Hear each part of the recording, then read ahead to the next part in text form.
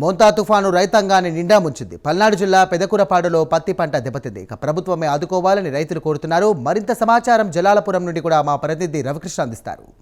మోంతా తుఫాన్ దాటికైతే మాత్రం పల్నాడు అతలాకుతలమైందని చెప్పుకోవాలి. ప్రధానంగా కూడా రాత్రి నుంచి కురిసినటువంటి భారీ వర్షాల కారణంగా ఇక్కడైతే మాత్రం ఇక్కడ ఉన్నటువంటి చెరువులు పొంగి పొరలతో పాటుగా కూడా ఆ పొంగినటువంటి చెరువుల నుంచి వాటర్ మొత్తం కూడా పక్కన ఉన్నటువంటి పొలాల్లో చేరడంతో పొలాల్లో తీవ్రంగా కూడా దెబ్బతిన్నాయి. ప్రధానంగా ఇక్కడ పత్తిని పండించినటువంటి పరిస్థితుల్లో పత్తి రైతులైతే మాత్రం చాలా ఆవేదన వ్యక్తం చేస్తున్న పరిస్థితులు అయితే ప్రస్తుతం ఉన్నాయి. ప్రస్తుతం మనం చూడొచ్చు ఇక్కడ ఏదైతే పల్నాడు ప్రాంతంలో ఉన్నటువంటి ఈ జలాల్పురం సంబంధించినటువంటి ఏరియాలో పంట ఏ విధంగా దెబ్బతింది, పత్తికి సంబంధించినటువంటి పంట ఏ విధంగా దెబ్బతింది చూడొచ్చు. కాయ కష్టం చేసి ఆరుగాలం కష్టించి శ్రమించినటువంటి ఈ పంట ఈ విధంగా వర్షాన్ని అర్పణం కావడంతో రైతులైతే మాత్రం తీవ్రంగా కూడా ఆవేదన వ్యక్తం చేస్తున్న పరిస్థితి అయింది. మనతో ఈ విషయం మీద మాట్లాడటానికి స్థానికంగా ఉన్నటువంటి రైతులు ఉన్నారు. ఏమండి చెప్పండి, ఈ పంట ఈ విధంగా దెబ్బతింటానికి ప్రధాన కారణం ఏంటి? తుఫాను వల్ల విపత్తు వల్ల దెబ్బతిన్నాయండి. తుఫాను వల్ల ఎకరానికి 10-15 కింటాలు గడి కాసినాయి. వాళ్ళు చేతికొచ్చే టైన ఈ తుఫాను వల్ల విపత్తు వల్ల పొలాలు మొత్తం పడిపోయి మిరపదాటలు కానీ పత్తి కానీ అన్ని పంటలు దెబ్బతినిపోయింది.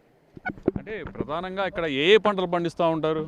పత్తి అన్న మిర్చి పండిస్తామండి. ఇప్పుడు పత్తి పంట ఇప్పుడు దెబ్బతింది, దీనికి ఎంత పెట్టుబడి పెట్టారు? ఎకరానికి 40,000 దాకా పత్తికి పెట్టాం, 70-80,000 మిర్చికి పెట్టామండి. అంటే ప్రధానంగా కూడా ఇక్కడ పంట పండించేటప్పుడు మీరు కౌలు రైతులా లేకపోతే మీ సొంత? కౌలు రైతునేనండి. ఆయన సొంత భూమి, నేను కౌలు రైతులు. నేను 2.5 వేసాను.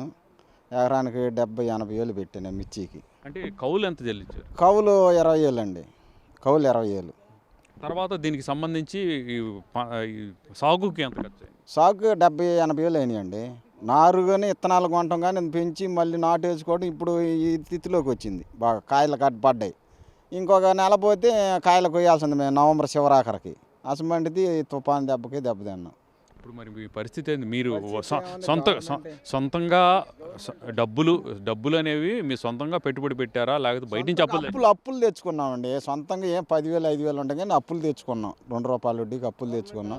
ఏదన్నా ఆదుకోవాలంటే గవర్నమెంటే ఆదుకోవాలి మా రైతుల్ని. అంటే ప్రధానంగా ఇక్కడ మనం చూసినట్టయితే రైతులు ఎవరైతే ఉన్నారో రైతులైతే మాత్రం ఆవేదన వ్యక్తం చేస్తున్న పరిస్థితి అయితే కనపడుతూ ఉంది. ప్రధానంగా ఇక్కడ మనం చూడొచ్చు ఈ పత్తి రైతులు ఎవరైతే ఉన్నారో ఈ పత్తి రైతులు మాత్రం చాలా బాధాకరమైనటువంటి పరిస్థితిలో ఉన్నట్టుగా కూడా తెలుస్తూ ఉంది. ప్రధానంగా ఇక్కడ మనం అబ్జర్వ్ చేసినట్టయితే మాత్రం ఈ మోంతా తుఫాన్ కారణంగా కూడా ఇక్కడ ఉన్నటువంటి రైతులు ఎవరైతే ఉన్నారో ఆ రైతులందరూ కూడా ముఖ్యంగా పత్తి పంట అలాగే పొగాకు కూడా ఇక్కడ ఈ ఏరియాలో మిరప పంట వేసినటువంటి పరిస్థితి.